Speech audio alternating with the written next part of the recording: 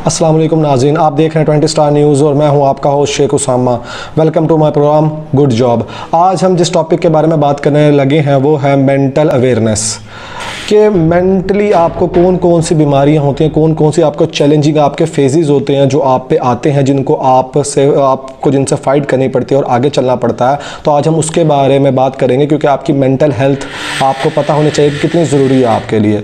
आज हम इस टॉपिक पे बात करने लगे हैं, तो शुरू करते हैं। जो मोस्ट कॉमन बीमारी हम लोगों में देखी जाती है मेंटली, वो डिप्रेशन है। डिप्रेशन आजकल किसको नहीं है। अगर मैं WHO की बात करूँ, WHO ने ये कहा है कि 5 to 12 डेथ्स होती हैं पाकिस्तान में हर दिन, सिर्फ इसी डिप्रेशन की वजह से। इवन के जो हमारे टीनेजर्स हैं उनको भी ये बीमारी है, उनको भी ये बीमारी सताती है, उसकी वजह से वो सुसाइड कर लेते हैं। सुसाइड होने में सबसे बड़ा जो हाथ है वो डिप्रेशन का है, क्योंकि हमारी आधी आबादी डिप्रेशन में ही गई हुई है। इसकी बात करें तो डिप्रेशन एक ऐसी चीज़ है कि जब इंसान पे प्रेशर पड़ता है, जब वो किसी बात को सोचता है, यानी किसी की बात के आउटकम को सोचता है कि यार मेरे साथ ये हो जाएगा, इस तरह हो जाएगा, तो वो डिप्रेस होता चला जाता है। डिप्रेस होना मायूस होना है। कुरान मजीद में भी ये बात है कि मायूसी गुनाह है, लेकिन आजकल के दौर में लोगों को देखा गया है कि वो बहुत ज़्यादा डिप्रेस हो जाते हैं। वो किसी भी बात को लेकर, एक तो बात करें प्रेशर की, तो प्रेशर आजकल के लोगों पे इतना ज़्यादा है कि क्या करें। एक तो हमें पता है हमारे मुल्क के हालात हैं, महंगाई बहुत ज़्यादा है, दूसरे मसले और हैं, तो इंसान बहुत ज़्यादा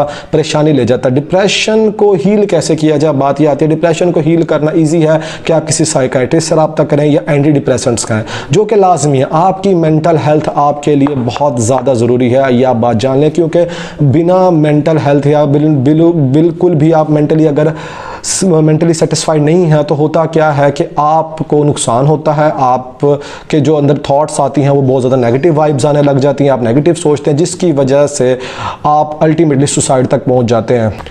आधी आबादी हमारी सुसाइड पे की तरफ तो जा रही है, वो सिर्फ डिप्रेशन की वजह से है। क्योंकि आप देखें बड़े हों, बूढ़े हों या नौजवान हों, उनको कहीं ना कहीं डिप्रेशन होता है। एक स्टडी के हिसाब से मैं बात करना चाहूँगा कि जितनी हमारा FSC जो हमारी है 11th और 12th, उसका जो हमारे स्टडी का प्रेशर है स्टूडेंट्स पे, वो इतना ज़्यादा है कि उसको कहा जाता है कि वो इतना ज़्यादा प्रेशर है कि जितना एक CSS वाले बंदे को अपना किसी फॉर्म या किसी प्रोग्राम पर साइन करते हुए प्रेशर होता है, इतना ज़्यादा प्रेशर होता है जो आज वो लोग सह रहे हैं। तो आप इसके बाद मुझे ये बताएं कि अगर इतना प्रेशर एक बंदे पे होगा, इतना ज़्यादा प्रेशर होगा, तो उसका आउटकम क्या होगा? सुसाइड।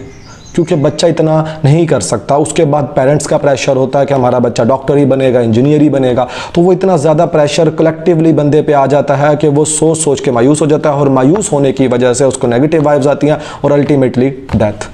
तो इसका इलाज मैंने आपको बता दिया है कि इसका इलाज ये है। और सबसे ज़्यादा बात मैं कहूँगा दोस्तों को, ऐसे को जो अपने दोस्त के साथ बैठते हैं, जिसको जो बेचारा डिप्रेस है, तो मैं उनसे उम्मीद करूँगा कि प्लीज़ उनको हंसाने की कोशिश किया करें, ना कि उनको ये बताया करें कि तू लड़ या तू ये कर। तो उनको आप उससे बाहर निकलने का तरीका बताएं, उससे दूर रखें, उनको हंसने की तरफ लें कि वो खुश मिजाज में आएँ, उनके साथ हंसी की बातें करें ताकि वो खुश हों, ताकि वो उस बात को भूलें। हमारे दोस्त आजकल के क्या करते हैं, हमारे वो बैठे हैं, वो उस पर अपनी राय देने लग जाते हैं, उसके आउटकम्स देने लग जाते हैं, तो ये गल आता है, क्योंकि उस टाइम उसको इस बात से दूर रखना ही ज़्यादा फ़ायदेमंद होता है ताकि वो डिप्रेस ना हो और वो आगे चल सके। दूसरे पॉइंट की बात करें तो है स्मोकिंग। स्मोकिंग आपको पता है बहुत ज़्यादा आम हो गई है, पाकिस्तान में भी लोग बहुत ज़्यादा स्मोक करते हैं, लेकिन इसके बहुत सारे एडवर्स इफेक्ट के साथ साथ ये भी है कि ये आपको मेंटली भी हर्ट कर रहा होता है। लोगों ने अपनी एक सोच बना ली है कि जैसे कि हमारा इससे तकलीफ़ दूर होती है, हमारे इससे जहन सुकून में आता है। इट्स ऑल बुलशिट, ऐसा कुछ भी नहीं है। असली में एक आदत बन जाती है। वो एक दफ़ा बंदा जब स्टार्ट करता है तो वो शौक़ी में होती है, फिर आगे वो चलती रहती है, तो वो बंदे की आदत पड़ जाती है। बंदा उसके बाद रह नहीं सकता, क्योंकि निकोटीन आपके जो जिस्म में है वो उसमें फिल होने लग जाती है, आपके ब्लड में शामिल होने लग जाती है। तो होता अल्टीमेटली क्या होता है कि बंदा उसका एडिक्टेड हो जाता है, जो कि गलत बात है। ये आपको कोई सुकून नहीं दे रही, आपने खुद इसको दिमाग पर चढ़ा। इसका इलाज भी यही है कि आप इसको आहिस्ता आहिस्ता कम करना शुरू करें। आप एकदम से पूरी ना कम करें, आप आहिस्ता आहिस्ता कम करें। आज का हमारा जितनी दुनिया तरक्की कर दिया, आपको ये भी पता है कि अब तो निकोटीन ड्रग्स भी आती हैं, जो च्युइंगम्स हैं, आप वो यूज़ करें। आप अल्टीमेटली उनसे क्या होता है कि आप वो च्यू करते रहेंगे, आपकी निकोटीन की कमी कम कम कम हो के वो ख़त्म हो जाएगी। आप स्मोकिंग छोड़ देंगे, जो कि आपके हेल्थ के लिए और बहुत सारी जो कैंसरस बीमारियां होती हैं उससे बच सकेंगे और आप अपनी हेल्थ को मेंटेन कर सकेंगे। अल्टीमेटली हम ये बात कहें तो स्मोकिंग लीड टू डेथ, क्योंकि स्मोकिंग से आपको पता है लंग्स कैंसर, गैंग्रीनियस बहुत कुछ हो सकता है। आपने उनके इवन कि जब आप सिगरेट का पैकेट लेते हैं तब भी आपने देखा होगा कि उस पर बना होती है पिक के इससे कैंसर होता है, फिर भी लोग उसको ले रहे हैं क्योंकि अब लोग एडिक्टेड हैं। तो आप आहिस्ता आहिस्ता उसको छोड़ें। अगर हम WHO की बात करें तो WHO के हिसाब से 1,18,000 मौतें पर ईयर पाकिस्तान में होती हैं सिर्फ स्मोकिंग की वजह से। तो कोशिश करें कि इस चीज़ को, बीमारी को दूर करें, और आप अगर आहिस्ता आहिस्ता इसको कम करते रहेंगे तो आपके साथ आपकी इकोनॉमी, आपके पैसे, घर के पैसे भी बचेंगे, आप ये भी देखेंगे, और आप खुद भी एक हेल्दी लाइफस्टाइल आगे जी सकेंगे। लास्ट पॉइंट की बात करें तो वो है फोबिया। फोबिया एक ऐसी टर्म यूज़ की जाती है जिसको हम डर में यूज़ करते हैं कि कुछ लोगों को स्पेसिफिकली किसी चीज़ से डर होता है। जैसे कुछ लोगों को मकड़ियों का डर होता है, स्पाइडर फोबिया, किसी लोगों को ऊंचाई से डर लगता है, वो होता है आपका हाइट फोबिया। और आगे इस तरह हम बात करते हैं तो और भी बहुत ज़्यादा फोबिया, वाटर फोबिया भी होता है, पानी से डर लगता है। लोग स्विमिंग पूल में जल्दी से नहीं जाते क्योंकि उनको फोबिया होता है, ज़्यादा पानी देखने तो परेशान हो जाते हैं। खून से भी फोबिया होता है। तो इसका बात यह है असली में phobia doesn't lead you to death. कभी कुछ केसेस में हो सकता है लेकिन ज़्यादातर नहीं ऐसा होता। लेकिन फिर भी फोबिया एक ऐसी चीज़ है जो आपके पोटेंशियल को रिलीज़ नहीं होने देता। आप अपना फुली पोटेंशियल नहीं दिखा सकते। आप वैसे तो बिल्कुल नॉर्मल हैं, जैसे आप पे कोई ऐसी स्टेट चलेगी, यानी कि जैसे आप अभी आम दिन में फिर रहे हैं, अपना रोड पे हैं, जा रहे हैं गाड़ी वगैरह पे, जैसे ही आप किसी ऊंचाई जगह पे जाते हैं, ऊंची जगह पे जाते हैं, उसी टाइम आपको ये फोबिया जो है, अगर हाइट का फोबिया तो वो आपको स्टार्ट हो जाता है और अल्टीमेटली आप डरने लग जाते हैं, आप पैनिक करने लग जाते हैं। और जो आप इवन अगर आप एक अच्छे ड्राइवर भी हैं, आपके हाथ कांपने लग जाएंगे और आप ड्राइव नहीं कर पाएंगे। तो फोबिया दरअसल ये करता है कि वो आपकी फुल पोटेंशियल जो होती है, जो एक अच्छा सा काम कर सकते हैं, वो उस तरह नहीं होने देता। तो फोबिया का अगर हम इलाज की बात करें तो फोबिया का इलाज यही मैं कहूँगा कि इसका बेस्ट वे है टू एक्सपीरियंस इट, कि आप उसको एक्सपीरियंस करें, उससे दूर ना भागें, उसको एक्सपीरियंस करें।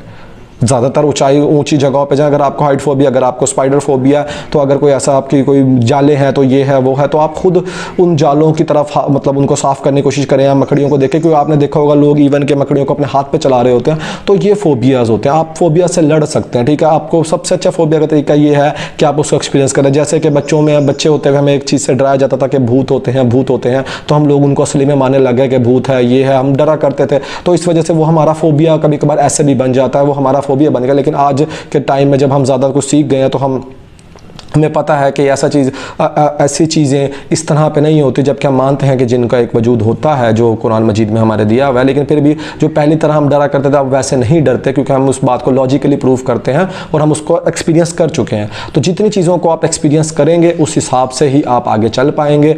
फोबिया को लड़ने का बेस्ट तरीका यही है कि आप उसको आराम से ईजी होकर एक्सपीरियंस करें, उसको लड़ें।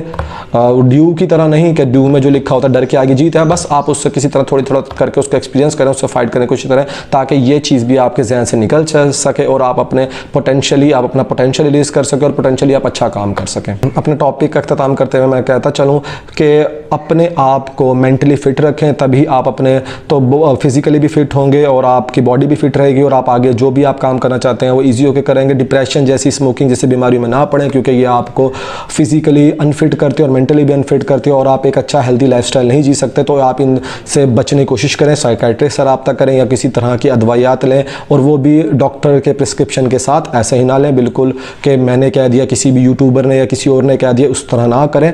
जो आप डॉक्टर से लेंगे, एक जो जेन्युइन डॉक्टर है वही आपको उसका बेटर यूजेज बताएगा और ये चीज़ आपकी बीमारी ख़त्म होगी और आप अपनी लाइफ में आगे बढ़ सकेंगे। बाकी अपना प्रोग्राम ख़त्म करते हुए मैं कहना चाहूँगा ईद मुबारक टू ऑल।